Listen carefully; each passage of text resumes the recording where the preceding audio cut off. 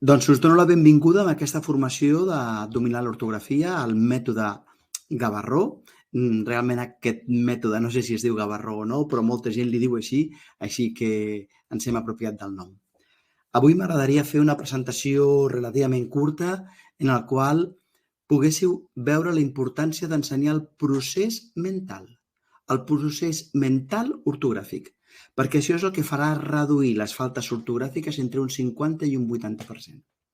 A més, totes les persones que esteu aquí podeu demanar pel vostre centre escolar una mostra en paper de la metodologia que jo ara explicaré, de tal manera que ara tindreu una idea clara, però quan tingueu el material direu, està xupat. I aquí teniu el mail per demanar-lo, educa@boiraeditorial.com, educa@boiraeditorial.com. I si voleu al final del xat, doncs nosaltres podem contestar les preguntes que hi hagin.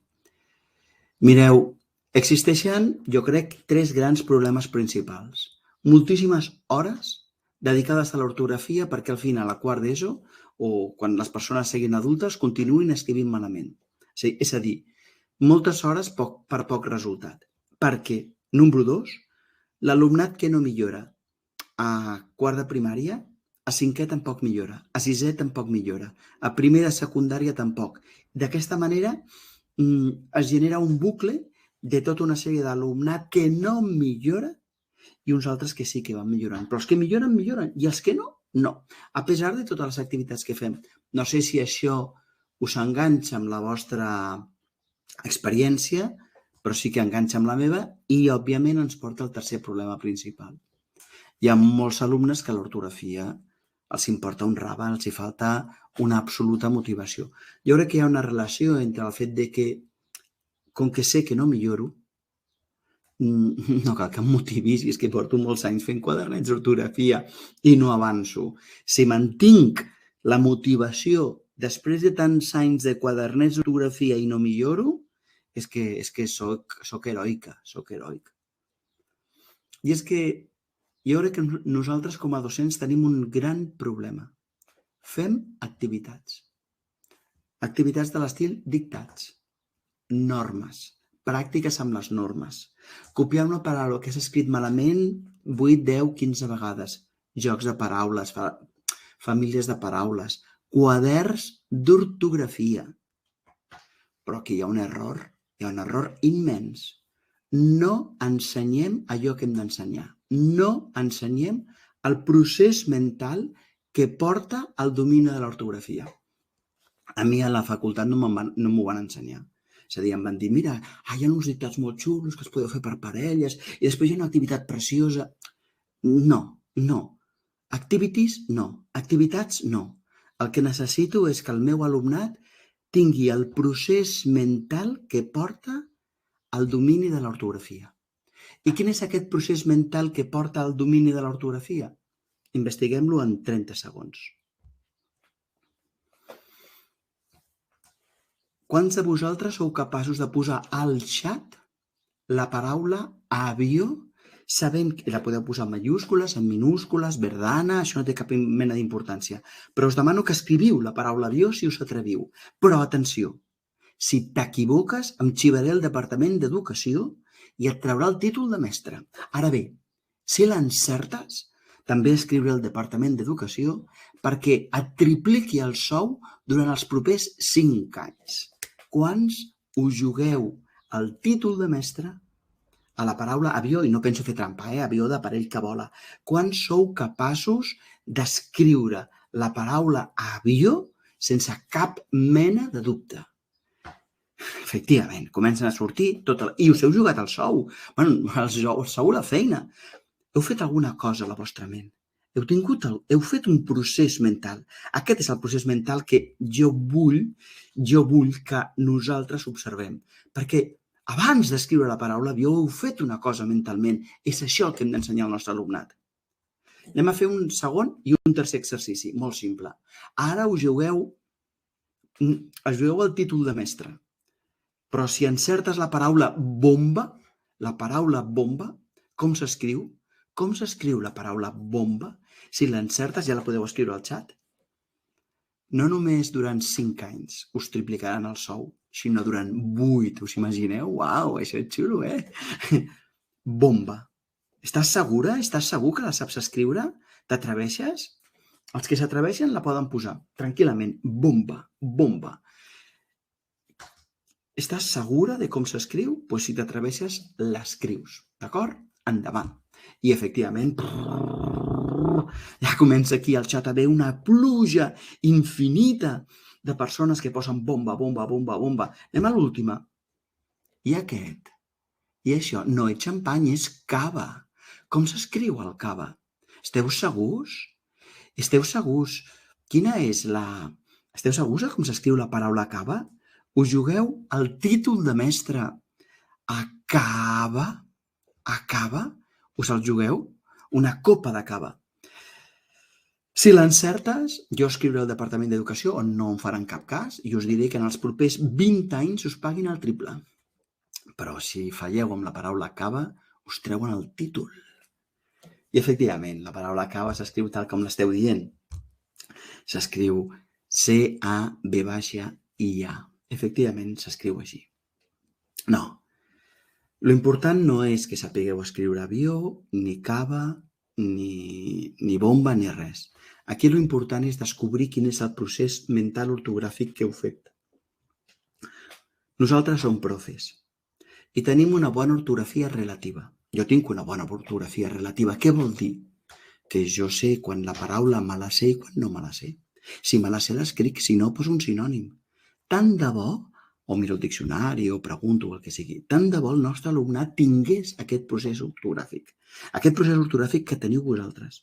I que m'agradaria descriure el procés ortogràfic que vosaltres heu fet. Parèntesis.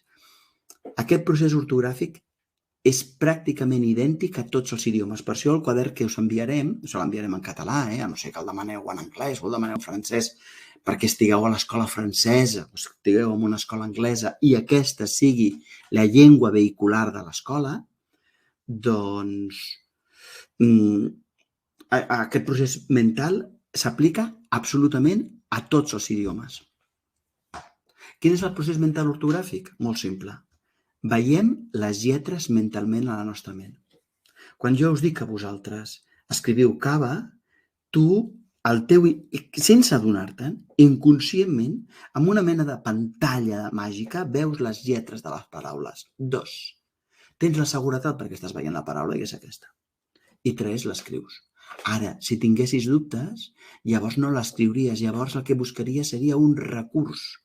Les normes, un sinònim, el diccionari. Però això funciona en català, en castellà, en anglès, en francès.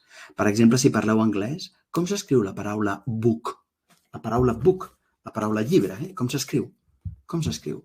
Clar, l'esteu veient, la B, la O, la K. És que I com s'escriu en francès? Livre, si és que ho sabeu, livre. Doncs veieu que s'escriu amb B baixa. Ui, és que és admirable els francesos. El que estic dient és que el procés mental ortogràfic és bàsicament visual i això està demostrat científicament. Més del 80% de l'èxit ortogràfic té a veure amb la memòria visual. Òbviament, abans ha d'haver un component fonètic perquè jo he de poder dir-me la paraula. Però si jo no em dic la paraula, si jo només em dic la paraula, l'escriuré tal com sona. Allò que s'anomenava abans ortografia fonètica o ortografia natural, que ni és ortografia ni és res, és un desastre. Perquè si tu escrius tal com sona, la pífies. Què estic dient? Que si nosaltres som mestres és perquè tenim un nivell ortogràfic suficient. Un nivell ortogràfic suficient significa la capacitat de veure les paraules i saber que, com que tinc la imatge, les escriuré bé. És això el que nosaltres hem d'ensenyar al nostre alumnat. El que nosaltres hem d'ensenyar al nostre alumnat són 2 coses. A tenir una pantalla màgica en la que vegin les paraules i a tenir una motxilla plena de paraules. La motxilla de paraules en català, la motxilla de paraules en castellà, la motxilla de paraules en anglès. I quan busques la paraula book, treus de la motxilla de l'anglès la paraula. Quan busques la paraula llibre, la treus de la motxilla en català, però la veus, la paraula. Si jo us dic a vosaltres com s'escriu ventana, ventana, aquesta és una paraula en castellà, ventana. Esteu veient la V baixa. En canvi, jo visc en una zona de Lleida que és una zona de camps, una zona d'horts, a les afores de la ciutat, i el seu nom és Boixadors. Boixadors. Clar, amb la meva pronúncia de Barcelona, Boixadors es pot escriure i sonarà Boixadors de 12 formes diferents. Clar que podeu fer hipòtesis, però si no heu vist mai la paraula escrita no la podeu recordar. I si no la podeu recordar, teniu el risc d'equivocar-vos. Reitero la idea.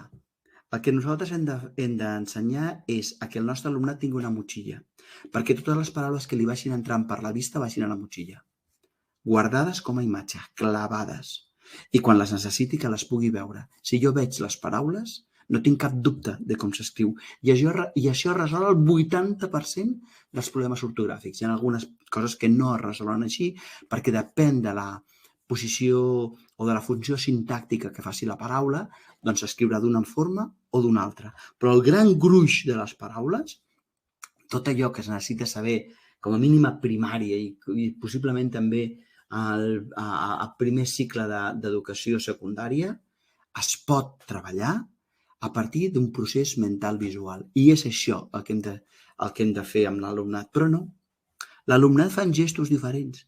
Hi ha uns alumnes que es diuen les paraules. Aquest és el seu procés mental auditiu. La pifiaran. No importa els dictats que facin, no importen els quadernets que facin, no importa el que tu o ells s'esforcin, fracassareu, perquè tenen un procés mental auditiu, dir-se les paraules. Hi ha uns altres, pobrets, que aquests sí que fan pena, fan un procés mental sinestèsic. Intenten sentir les paraules. Això és fantàstic per educació física. I una mica per art, però per la resta de coses absolutament inútil. Però són nens i nenes que es mouen tot el rato perquè volen aprendre amb el cos, amb el seu moviment, amb la percepció física. Mai tindran bona ortografia. Després hi ha un últim grup que quan diuen cava el que veuen és l'ampolla, o com diuen avió el que veuen és l'avió. L'avió complert amb el logo de Vueling, tot, però com s'escriu ara això? Per tant, hi ha alumnes amb un procés mental auditiu, alumnes amb un procés mental físic o sinestèsic i alumnes amb un procés mental visual objectal, és a dir, que veuen els objectes. Un desastre, perquè el que ells han d'aprendre és això, a tenir una pantalla, un projecte i una motxilla. Agafen les paraules de la seva motxilla i les projecten a la paraula, a la pantalla. Si la veuen bé, neva. Ja està, s'acabó. Estic resumint l'essència de l'ortografia. Per molts de nosaltres l'ortografia no ha estat cap esforç, simplement escrivíem bé. Per què? Perquè sempre que llegíem les paraules s'anaven a la motxilla. Quan les havíem d'escriure les recordàvem com amb una mena de pantalla a la nostra ment. Estàvem copiant. Per això per nosaltres l'ortografia no era cap problema. En canvi, si nosaltres hem tingut un procés auditiu, hem suat tinta. Perquè fins que hem passat de l'auditiu a lo visual, ens ha costat molt. L'objectiu és que nosaltres siguem capaços de dir al nostre alumnat, d'animar al nostre alumnat, d'aconseguir que el nostre alumnat passi tot l'alumnat a un procés mental, visual, aplicat a l'ortografia. El resultat? Doncs una millora espectacular. I com ho farem? Bàsicament això es fa en 3 passos. Primer, s'enforteix la memòria visual. Ens hem d'assegurar que tot el nostre alumnat tingui memòria visual. Un cop que la tenen, hem d'unir la memòria visual a l'ortografia. I finalment, hem de procurar que coneguin moltes paraules. I les paraules es poden dividir, la motxilla del vocabulari es pot dividir en 2. Vocabulari cacogràfic, que són aquelles paraules que s'utilitzen moltes vegades i sovint s'escriuen malament, com la paraula vaig, com la paraula hi havia, com la paraula però, com la paraula també. Són cacogràfiques. Jo diria que són cacagràfiques. No, el nom tècnic és cacogràfiques. Perquè omplen de caca els seus escrits. Perquè com que s'escriuen tantes vegades i sovint malament, doncs omplen de faltes les seves redaccions. Nosaltres hem d'aconseguir que les 100 paraules que més faltes produeixen en català i en castellà les dominin. I el tant per cent de faltes que hauran picat. Ja sé que estic fent trampa. Faig trampa amb tota la consciència del món. Si nosaltres ens concentrem en les 100 paraules que produeixen més faltes ortogràfiques en el nostre alumnat, la reducció de les faltes que fan caurà en picat. Perquè, clar, si la paraula però la fan servir moltes vegades, si la paraula també la fan servir sovint, si la paraula vaig, si la paraula vegades, les fan servir moltes vegades i l'escriuen malament, quan aquestes 100 paraules les escriguin bé, de cop i volta el tant per cent de faltes ortogràfiques haurà caigut en picat. I quan dominen aquestes paraules cacogràfiques, llavors sí. Llavors demanarem que el que facin és que aquelles paraules individuals que jo no tinc la imatge, que jo no me la sé, se les aprenguin. De tal manera que hi ha un doble procés. Un procés d'enfortir la memòria visual i posar a la pantalla, aquest seria un procés, i una segona part en la que cada persona incorpora el seu vocabulari, on també hi ha dues fases. Fase cafè per a tothom en aquelles paraules que provoquen més faltes ortogràfiques i després que cada persona se centri en el vocabulari que ell o ella no domina, de tal forma que la millora serà continuada. Com ensenyar-ho a l'aula? Mireu, hi ha un quadern que es diu Dominar l'ortografia, d'un autor que es diu Daniel Gavarró, hola, soc jo, i que el podeu demanar en paper, I el podeu demanar que se l'enviïn a l'escola en paper, i llavors aquest quadern només fa això. Aquest quadern està en molts idiomes, està en anglès, està en francès, està en euskera, està en castellà, l'han demanat en persa, l'han demanat en molts idiomes. Perquè el que ensenya és el gest mental que porta a la bona ortografia. Ensenya que el nostre alumnat apliqui la memòria visual a l'ortografia. I la millora és espectacular. Jo ara us ensenyaré uns passos, els passos que estan en aquest quadern, simplement perquè els veieu clars. Perquè entengueu, d'acord, hem de fer això, després farem això, després farem això, després farem això. Llavors, el nostre alumnat, haurem instal·lat en el nostre alumnat la memòria visual. Jo us explicaré els passos que hi ha, i sí, el venen a la llibreria com a Abacus, el venen per internet, però si sou una escola, només si sou pares o mares l'heu d'anar a comprar a Abacus, però si sou una escola el podeu demanar en paper de mostra a educa@boiraeditorial.com. Anem allà. Pas número 1. Primer, ens hem d'assegurar que tot el nostre alumnat llegeix a més de 50 paraules per minut. Això sovint passa al segon o al tercer trimestre de tercer de primària. Per curar-nos en salut, jo sempre dic que aquesta metodologia el millor és fer-la quan comença quart de primària. Perquè, a més, la diferència psicològica entre infants de tercer i de quart és bestial. A l'estiu no sé què els passa, però que fan un creixement bestial. Per tant, jo proposaria instal·lar això a quart de primària i deixar-ho situat a quart de primària. Si sou un institut, ho situaria a primer curs. Lògicament, el primer any segurament ho faria, si el faig a quart, ho faria també a cinquè i a sisè, perquè els nens i les nenes de cinquè i sisè també facin la seva feina i que passin a l'institut tranquils. Però després ja només ho deixaria a quart de primària i si fos un institut, segurament un any ho faria a primer, segon, tercer i quart i el proper any ja ho deixaria només a primer. Per què necessiten llegir com a mínim a 50 paraules per minut? Perquè, mireu, si llegeixes més a poc, és que no veus la paraula com una globalitat, sinó que vas lletrejant, vas silabejant. Silabeges perquè tens mala bava? No. Silabeges perquè no veus la globalitat de la paraula i no la pots dir de cop. I si no la veus globalment perquè encara llegeixes tallant les síl·labes, doncs no podràs guardar la imatge global de la paraula, simplement perquè no la veus. Ara, quan llegeixis una mica més ràpid, ja t'hauràs acostumat a tractar les paraules com a blocs. Cada paraula serà una foto i, per tant, podràs començar. Ho dic perquè hi ha gent que diu això ho començarem a primer de primària, veuràs tu. No, que a primer de primària han d'acabar de llegir i escriure amb fluïdesa i tenen altres coses. Això ho podríem fer a partir del moment en què llegeixen més de 50 paraules per minut. Pas número 2. Fem una avaluació inicial. Com a mínim en 2 àmbits. Primer, agafem les 100 paraules que en català produeixen més faltes ortogràfiques i descobrim quantes s'escriuen bé i quantes s'ignoren. D'acord? El tant per cent d'errors dels mots cacogràfics, els habituals.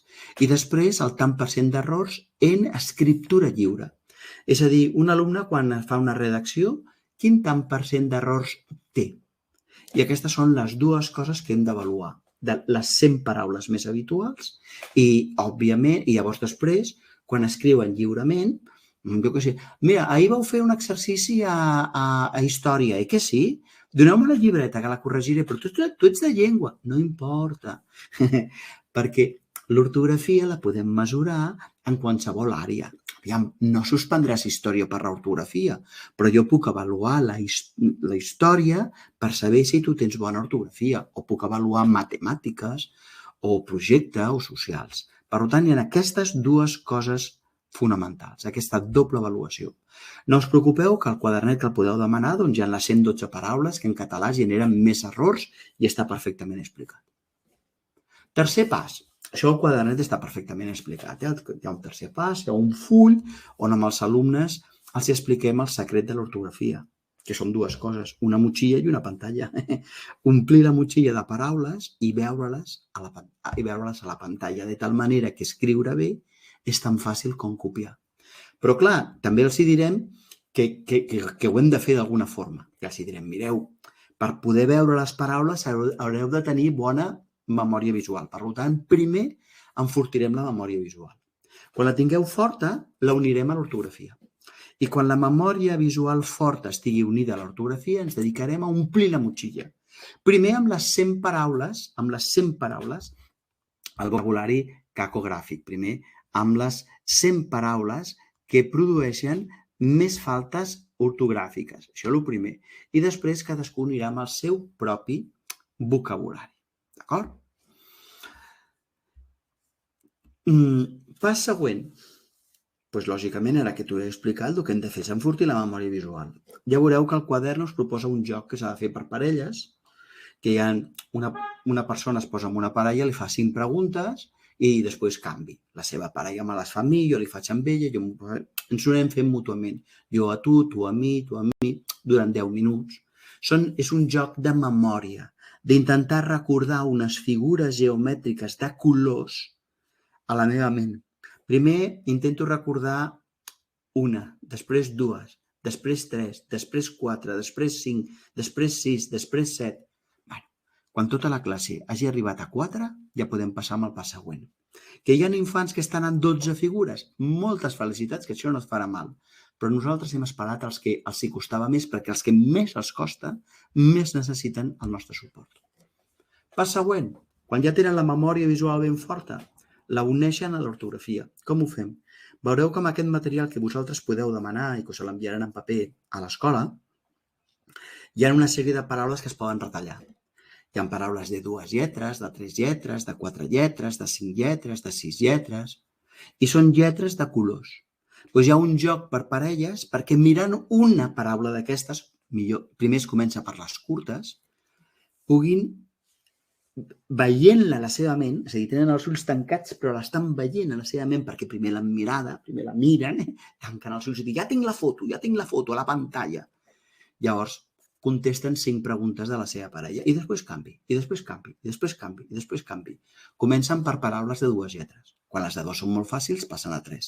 Quan les de 3 són molt fàcils, passen a 4, a 5, a 6.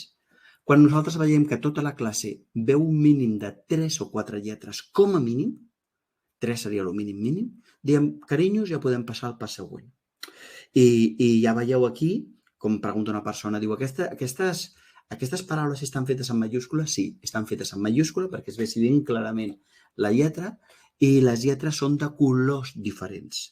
I a més els colors van canviant. A vegades la O és rosa, a vegades la O és verda, a vegades és blava, d'acord? Perquè s'obliguin primer a mirar la paraula que han vist, a guardar-la a la seva ment i a contestar les preguntes mentre miren les paraules. Atenció, hi haurà infants de la nostra escola, del nostre institut, que serà la primera vegada que estan veient una paraula.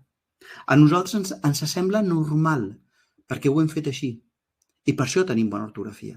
Però els alumnes i les alumnes que escolten les paraules, per ells serà la primera vegada que estaran veient paraules. Això habitualment dura unes 3-4 setmanes, a vegades 5, fins que tota la classe aconsegueix veure paraules de com a mínim 4 lletres. Llavors ja han començat a unir la memòria visual a l'ortografia. Llavors ja han de fer el pas següent. El pas següent és la motxilla. És acumular molta. Ara que ja les veiem, ara que ja tenim pantalla, anem a omplir la motxilla. Llavors, per omplir la motxilla, començarem per les 100 paraules que provoquen més faltes ortogràfiques.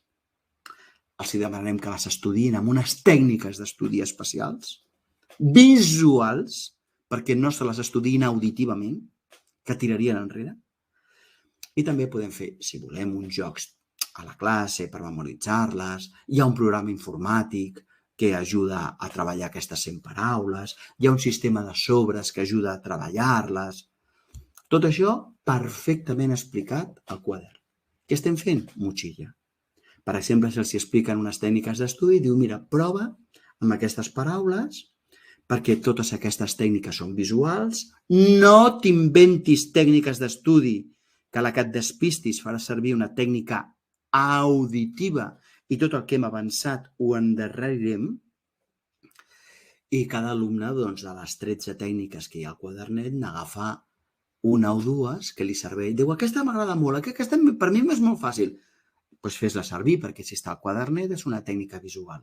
I serveixen per estudiar les 100 paraules que en català produeixen més faltes ortogràfiques, parèntesi. Les donem en grups. Fem un grupet de 25 paraules i quan ja se saben moltes d'aquestes, donem 25 més. Quan ja els hi queden molt poquetes, donem 25 més. Cada alumne al seu ritme, a través de l'exercici dels sobres o del programa informàtic que els hi pregunta les paraules.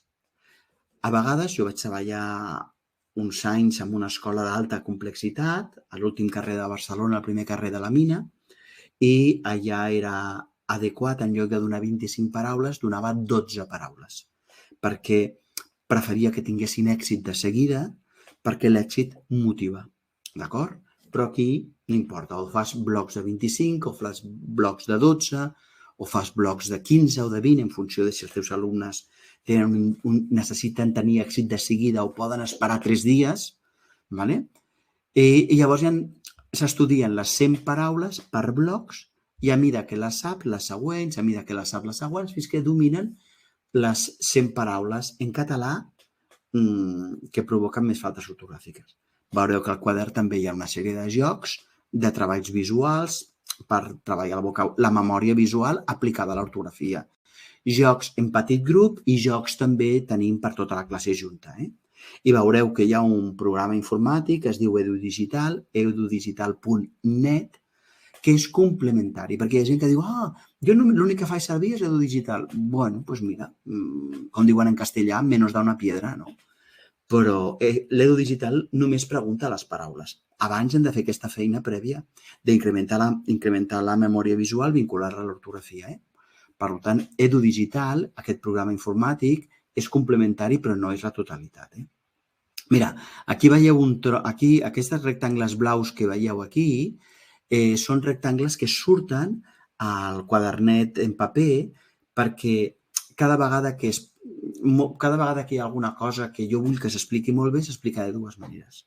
Hi ha un full que posa instruccions pels docents i per les famílies. Llavors us explico per escrit. Però, a més, hi ha un codi QR on hi ha un vídeo màxim de 7 minuts en el qual jo explico el que farem en el pas següent. De tal forma que això és novetat de fa molt poc temps, de tal forma que el quadernet és tan fàcil de fer servir, ja el facis servir tu o el facis servir una família, perquè cada un dels passos està perfectíssimament explicat.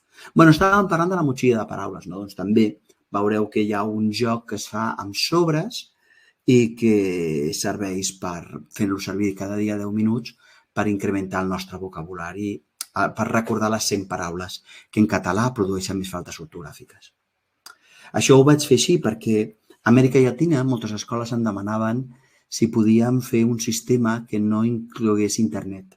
I perquè nosaltres els nostres alumnes no tenen tant d'accés a internet, i llavors van pensar un sistema en paper, amb sobres, i fa exactament el mateix que el programa informàtic, i és el mateix però d'una forma manual. Molt bé, un cop que el teu alumnat ja s'ha après les 100 paraules que produeixen més faltes en català, comencen a treballar el seu vocabulari personal, per exemple. De les redaccions que tu els hi tornes, que estan corregides i tenen errades ortogràfiques, aquelles errades ortogràfiques, aquelles paraules les inclouen a Edu Digital perquè el programa informàtic se les pregunti, o bé les afegeixen als sobres amb l'exercici, que és una forma de preguntar-se-ho per parelles.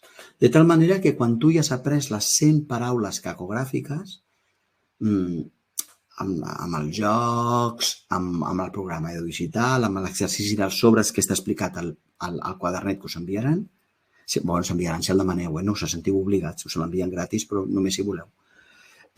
Doncs el que és el moment és de dir, cariños, bueno, yo os diría, cariños, yo sé que con Daniel habéis trabajado en catalán, pero ahora conmigo vais a empezar a trabajar las 100 palabras de castellano y yo las he traído aquí. Así que a partir de ahora no hay que hacer todo lo previo, és a dir, no s'ha de fer tot el previ per fer la segona llengua, per fer el castellà, sinó que un cop que ja tothom està treballant les seves paraules individuals, les seves paraules personals de forma individualitzada, doncs jo ja dic, mireu, ara és el moment de que afegim la segona llengua. I llavors afegiríem el castellà. I començaríem directament per les 100 paraules que provoquen més faltes ortogràfiques en el nostre alumnado. Atenció, són 100 paraules que no són exactes. No és el mateix el vocabulari que provoca més faltes ortogràfiques si tu ets del món rural, que si vius en una ciutat, si ets de classe alta, que si ets de classe popular. M'explico, perquè cadascú fa servir llenguatges diferents, però sí que hi ha un consens sobre un conjunt de paraules que provoquen moltíssimes faltes ortogràfiques. Que bé. Reeducació i normativa. Ara contestaré les preguntes, jo les veig que hi ha preguntes al xat, les contestaré de seguida. El pas següent, el pas número 8, és que nosaltres ara hem de, i el quadernet explica com fer-ho, reeducar la còpia. Perquè molts infants copien de la pissarra o copien del llibre dictant-se auditivament i hem d'ensenyar-los a dictar-se visualment, perquè l'ortografia és visual. Per tant, hi ha una part de reeducació de la còpia. Hi ha també uns exercicis perquè reeduquin la lectura. És a dir, perquè sempre que llegeixin un llibre, totes aquelles paraules que van veient les vagin guardant dins d'una motxilla.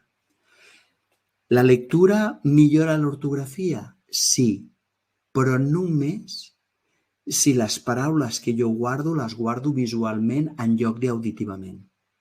I també hi ha un exercici, una reeducació dels dictats, perquè els dictats els facin visuals i no auditius. Perquè allò fonamental per l'ortografia és un procés mental visual. I aquí, al quadernet veureu que just després d'aquesta reeducació hi ha 3 o 4 pàgines de normativa bàsica. La normativa mínima. Quan hi ha una norma que té més excepcions que paraules, ens aprenem les paraules i s'ha acabat la història. Perquè és que si no, si t'has d'aprendre la norma i després una dotzena d'excepcions i les paraules, la norma només serveix per 15 paraules, que a més són d'ús culte, doncs no val la pena que ens hi matem. Escolta'm, aprèn aquestes 15 paraules i tira. Per tant, veureu que hi ha una normativa molt reduïda. I aquí torno a posar, que si voleu demanar el quadern, doncs el demaneu i us l'enviaran sense problema. Llavors ja ve l'últim pas i ara contestaré les preguntes. Un cop, perquè la normativa té importància, clar que té importància perquè és un dels recursos que tu fas servir quan no tens la imatge de la paraula. Ara, el problema és que si tu no tens cap imatge, no tens cap dubte. I si no tens cap dubte, t'és igual la normativa que sàpigues. Mai sabràs quan aplicar-la. Perquè per tu, allò que t'estàs dient, allò que t'estàs sentint ja és com ha de ser, tu creus que estàs escrivint bé. Jo remarco la idea de que el nostre alumnat no escriu malament perquè té mala llet. El nostre alumnat escriu malament perquè no té un procés visual per veure les paraules, perquè és exactament igual. Dona la mateixa feina escriure la paraula horta, que jo visc aquí a l'Horta de Lleida, doncs horta amb H, que escriure-la malament, que escriure horta sense H, per la qual cosa, és a dir, no és una qüestió de mala lletra, és una qüestió de no tenir la paraula a la motxilla i no veure-la a la pantalla. Mireu que senzill. Motxilla i pantalla. I això és aplicable absolutament a pràcticament totes les llengües. I l'últim pas seria avaluar. Avaluaríem el vocabulari cacogràfic i això ho avaluaríem 2 o 3 trimestres, però com veiem que durant 2 o 3 trimestres els nostres alumnes ja dominen el vocabulari cacogràfic i aquí el dominen perfectament i pràcticament no s'equivoquen mai, doncs aquesta part del vocabulari cacogràfic nosaltres la eliminaríem. I a partir de llavors sempre faríem les avaluacions d'ortografia a partir d'escriptura lliure. Jo proposo que avaluem el català agafant, per exemple, textos escrits a història, a filosofia, a projecte, a naturals, a matemàtiques, perquè llavors l'alumnat entén que l'ortografia s'aplica a totes les àrees.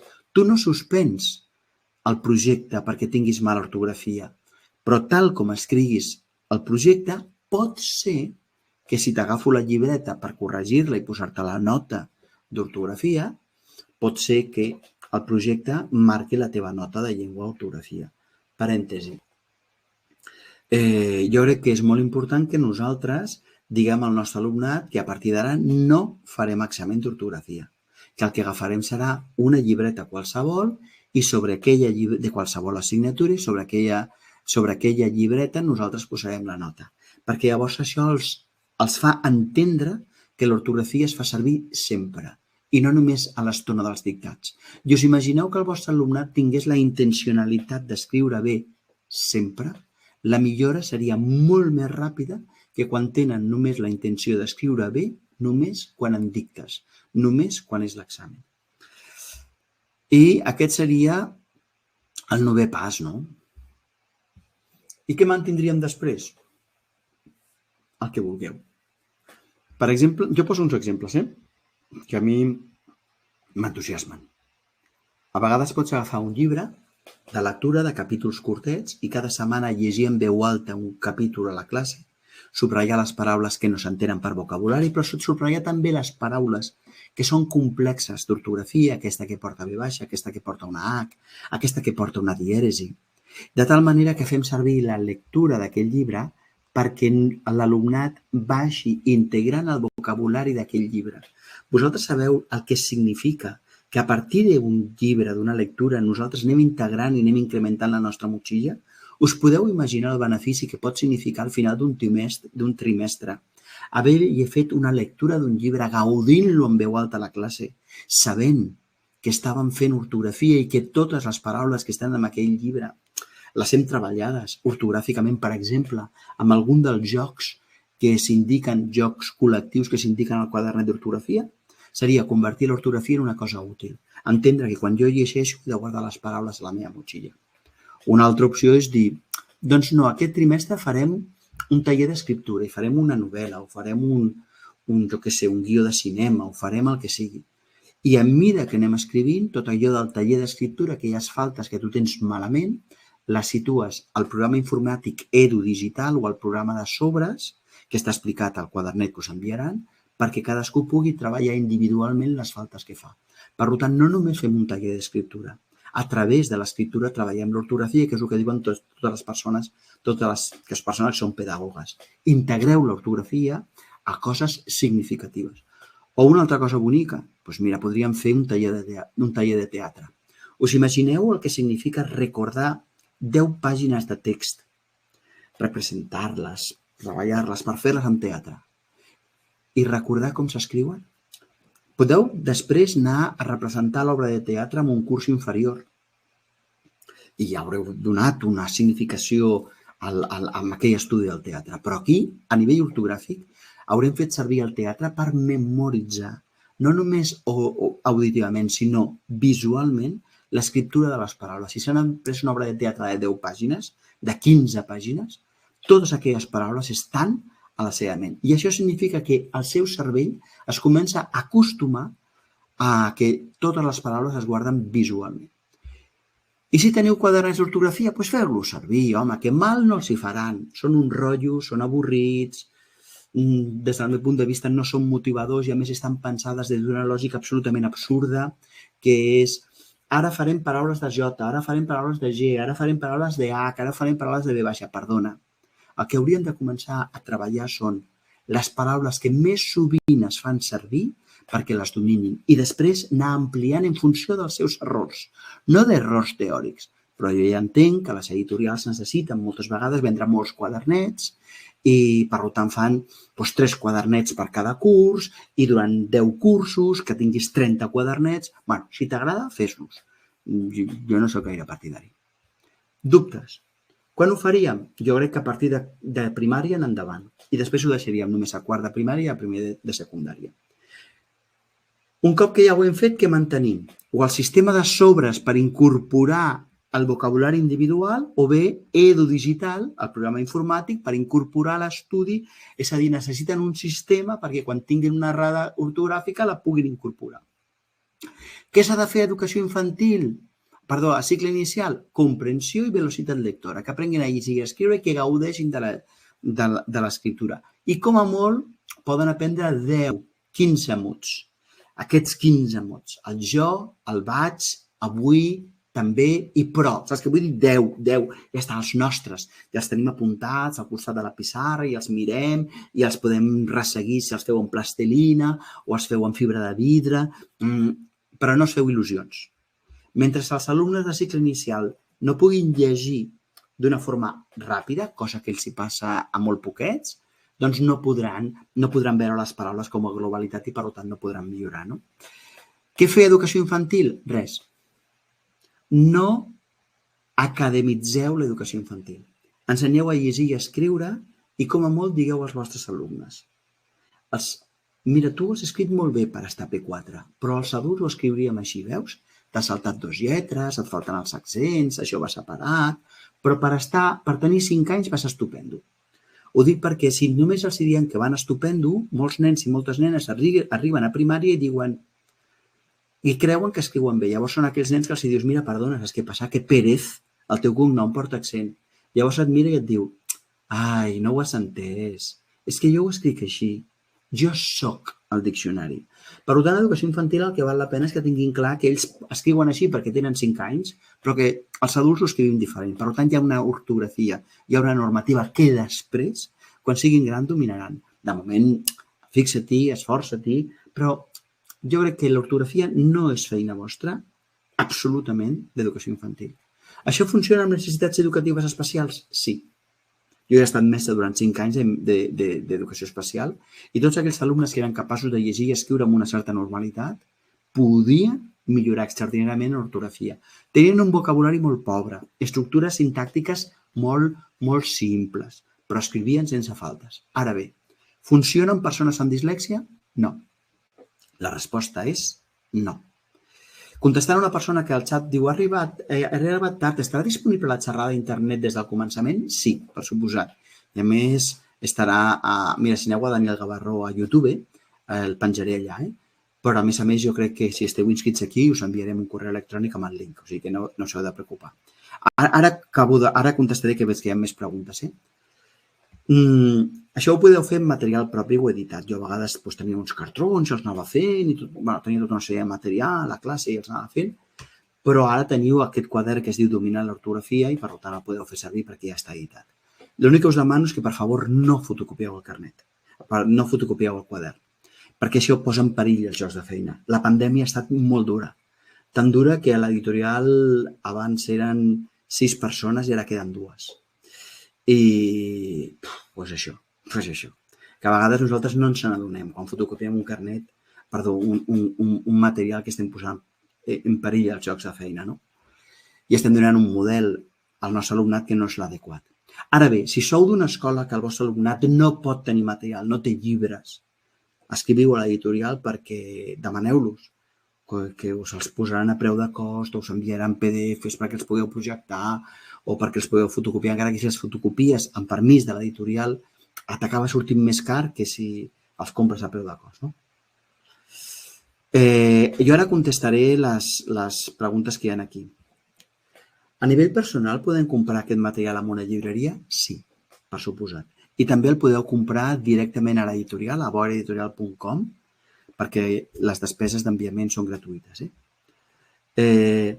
Enfortir la memòria visual amb el joc de parelles de formes i colors podria ser adient per cursos inferiors a quart?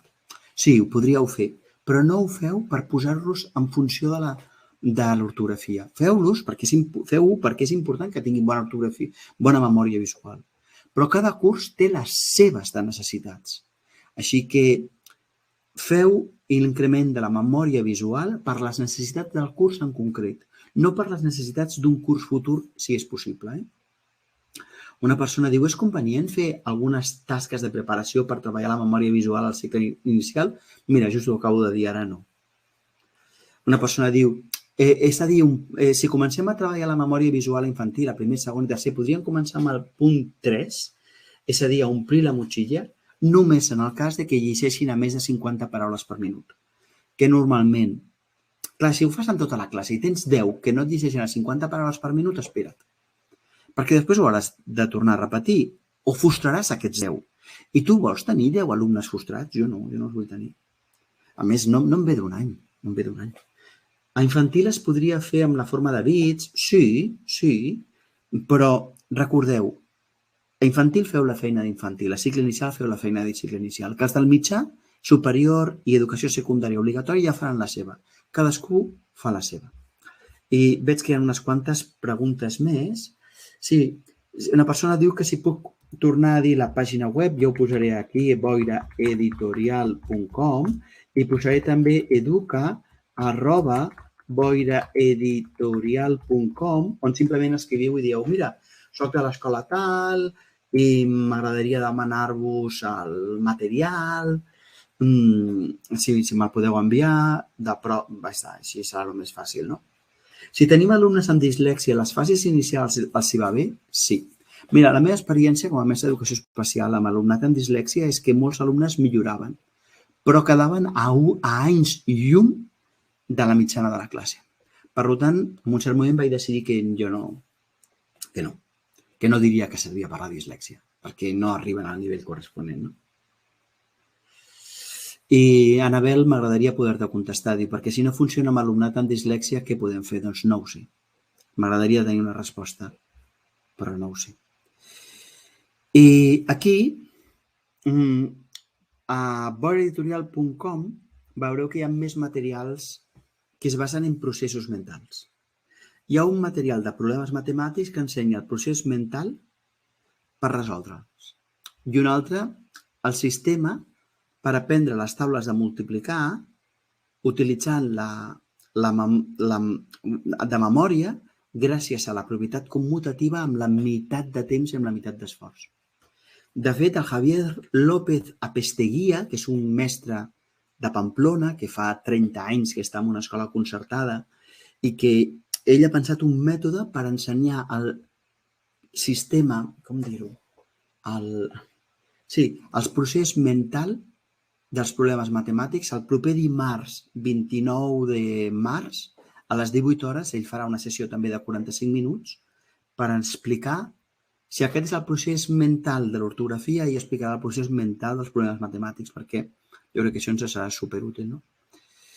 I a partir d'aquí, jo crec que ja hem acabat i ara contestaré qualsevol dubte que hi hagi, a part dels que he fet fins ara. La persona diu moltes gràcies per tot i endavant amb Boira. Sí, ara han quedat 2, però quan les coses facin millor tornarem a contractar més gent. Esperem. I amb alumnes amb dèficit d'atenció, mira, jo el que he vist és que els alumnes amb dèficit d'atenció, quan tenen èxit, es motiven. Per la qual cosa, jo crec que tenen moltes probabilitats de tenir èxit amb aquesta metodologia. Per tant, aquí no hi ha problema. Una persona diu que a la FEDAC de Lleida els hi han fet arribar des de l'editorial Boira i que ho troben molt interessant. És que canvia molt l'estructura. Moltes gràcies i m'encanta aquesta manera de treballar l'ortografia. Jo també, us ho dic amb sinceritat, I si us sembla, nosaltres ho podríem, si ningú té cap altra pregunta, ho podem deixar aquí